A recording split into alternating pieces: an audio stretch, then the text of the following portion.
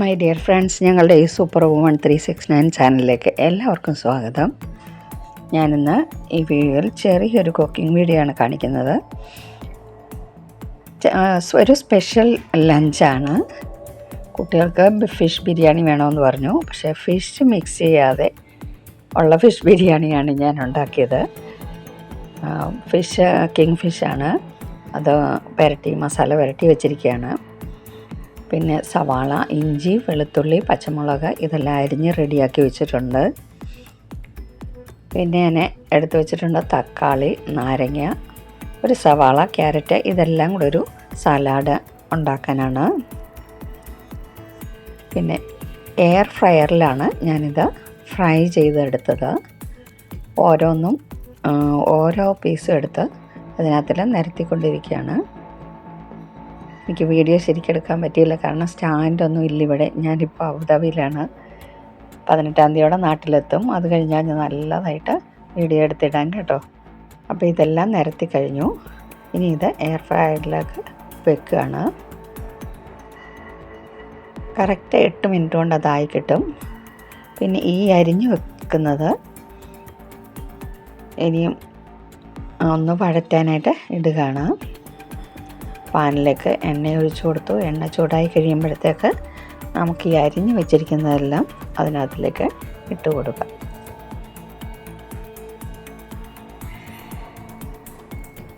ഇഞ്ചിയും വെളുത്തുള്ളിയും പച്ചമുളകും കൂടെ ഞാൻ ആദ്യം ഇട്ടു. ഇതൊന്ന് വഴന്നതിന് ശേഷം സവാള ഇട്ട് കൊടുക്കാം.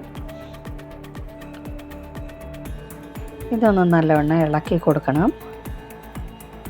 നല്ലവണ്ണം മിക്സാക്കി കൊടുത്ത് ഒന്ന് വഴന്ന് വരണം. വഴന്നല്ല, ചെറുതായിട്ടൊന്ന് മൂക്കണം. ചെറുതായിട്ടൊന്ന് മൂപ്പായി കഴിയുമ്പോൾ ഒരു പകുതി മൂപ്പ് അത്രയായാൽ മതി. അത് കഴിയുമ്പോഴത്തേക്ക് അതിനകത്തേക്ക് നമുക്ക് സവാളയും കൂടെ ഇട്ട് കൊടുക്കാം. സവാളയെല്ലാം ഒന്ന് മൂത്ത് വരണം, ഒരുവിധം ബ്രൗൺ നിറമായി വരണം. അതുവരെ നമുക്കൊന്ന് ഇളക്കി കൊടുക്കാം.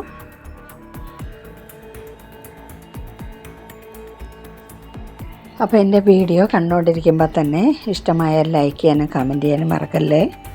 ആദ്യമായിട്ട് എൻ്റെ ചാനൽ കാണുന്നവർ ഒന്ന് സബ്സ്ക്രൈബ് ചെയ്യുക, ബെല്ലൈക്കൺ ക്ലിക്ക് ചെയ്യുക, ഓൾ എന്ന ഓപ്ഷൻ കൂടി എനേബിൾ ആക്കുക. നിങ്ങൾക്ക് അടുത്ത വീഡിയോസ് അപ്ലോഡ് ചെയ്യുമ്പോൾ നോട്ടിഫിക്കേഷൻ കിട്ടുന്നതാണ്. ഇതൊന്ന് മൂത്ത് വരുമ്പോഴത്തേക്ക് നമുക്ക് അടുത്ത പരിപാടികളിലേക്ക് കിടക്കാം. തക്കാളി ഞാൻ എടുത്ത് വെച്ചിരുന്നതിൻ്റെ ഒരു 1.5 മുറിയോളം എടുത്തിട്ട് ഞാൻ അത് കട്ട് ചെയ്തു. തീരെ ചെറുതായിട്ടൊന്നും അരിയണ്ട, 4ആയിട്ട് കട്ട് ചെയ്ത് മിക്സിയിലിട്ട് നല്ലവണ്ണം ഒന്ന് അടിച്ചെടുക്കുകയാണ്. ഇത് നന്നായിട്ടൊന്ന് അരച്ചു വെച്ചു. ഉള്ളി അപ്പോഴത്തേക്ക് നല്ലവണ്ണം ഒന്ന് വഴന്ന് വന്നിട്ടുണ്ട്. ഇച്ചിരൂടെ ഒന്ന് മൂക്കണം.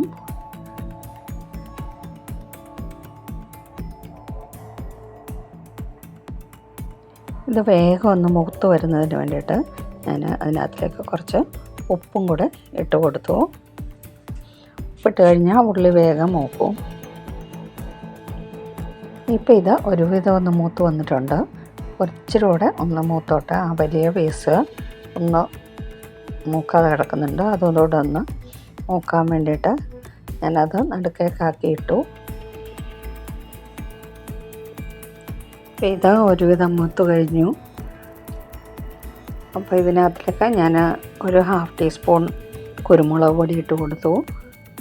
പിന്നെ 1 ടീസ്പൂണോളം മുളക് പൊടി ഇട്ട് കൊടുത്തു. പിന്നെ അതിനകത്തിലേക്ക് ചേർത്തത് ഗരം മസാലയാണ്. അത് 1 ടീസ്പൂൺ ഗരം മസാല ഇട്ട് കൊടുത്തിട്ടുണ്ട്. ഒരുപാട് എരിവാക്കുന്നില്ല, കാരണം കുട്ടികൾക്ക് കൊടുക്കാനല്ലേ, ഒരുപാട് എരിവ് വേണ്ട.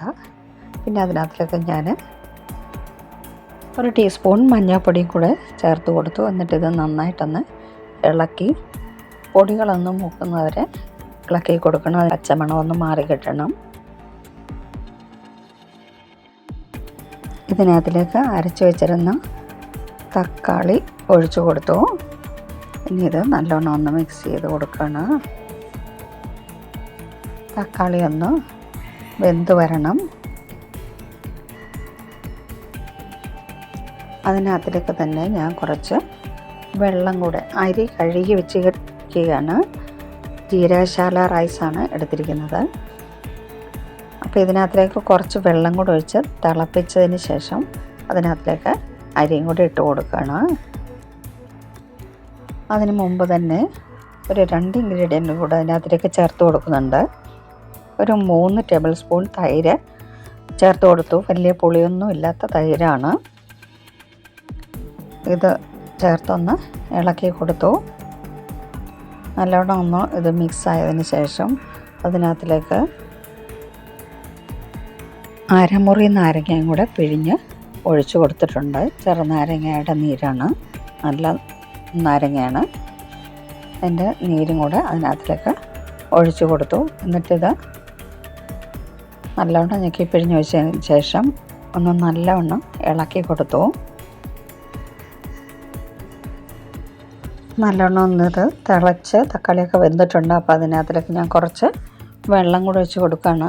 ഒരു 1.5 കപ്പ് ജീരകശാല റൈസാണ് എടുത്തിരിക്കുന്നത്.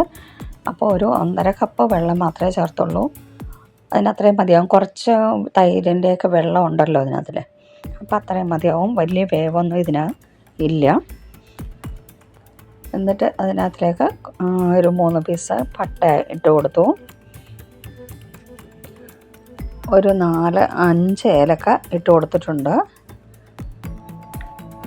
പിന്നെ അതിനകത്തിലേക്ക് ഇട്ട് കൊടുത്തത് ഒരു 4-5 ഗ്രാമ്പും ഇട്ട് കൊടുത്തിട്ടുണ്ട്. പിന്നെ ഒരു 5-8 കുരുമുളക് ഇട്ട് കൊടുത്തു. ബ്ലാക്ക് പേപ്പർ വലുത് ഇട്ട് കൊടുത്തിട്ടുണ്ട്.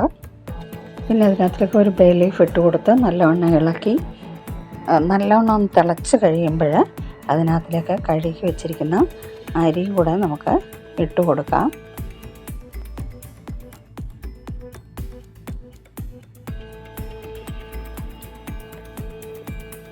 അരി ഇട്ട് കൊടുത്തതിന് ശേഷം അരി കംപ്ലീറ്റ് ഇട്ട് കൊടുത്തു. എന്നിട്ട് അത് നല്ലോണം ഒന്ന് ഇളക്കി ലോ ഫ്ലെയിമിൽ വെച്ച് ഒന്ന് നല്ലോണം ഇളക്കിയിട്ട് അടച്ചു വെച്ചു. 10 മിനിറ്റ് കൊണ്ട് തന്നെ ഇത് വെന്ത് കിട്ടി. 10 മിനിറ്റ് മതി. നല്ലോണം വെന്ത് റെഡിയായി. ഇതവിടെ ഇരുന്ന് അടച്ച് വേവട്ടെ. അപ്പോഴത്തേക്കും മീനിൻ്റെ എന്തായി നോക്കാം. അത് തന്നെ ഓഫായിക്കോളും എയർ ഫ്രയറിൽ ഫ്രൈ ആയി വരാനായിട്ട് 8 മിനിറ്റ് ടൈമാണ് വേണ്ടത്. 4 മിനിറ്റ് ആകുമ്പോൾ ബീപ്പ് ശബ്ദം കേൾക്കും. അപ്പോൾ നമുക്ക് ഓപ്പൺ ആക്കിയിട്ട് തിരിച്ചിട്ട് വെച്ചിട്ട് ബാക്കി ടൈമും കൂടെ ചെയ്യാൻ പറ്റും. ഇതൊന്നുകൂടെ തിരിച്ചിട്ട് കൊടുക്കണം. എന്നിട്ട് ഒന്നുകൂടെ മൂപ്പിച്ച് എടുക്കണം. അത് കഴിയുമ്പോൾ നമുക്ക് റെഡി ആയി കഴിയും നമ്മുടെ ഫിഷ് ഫ്രൈ. ഇത് ഞാൻ തിരിച്ചിട്ട് കൊടുക്കുകയാണ്.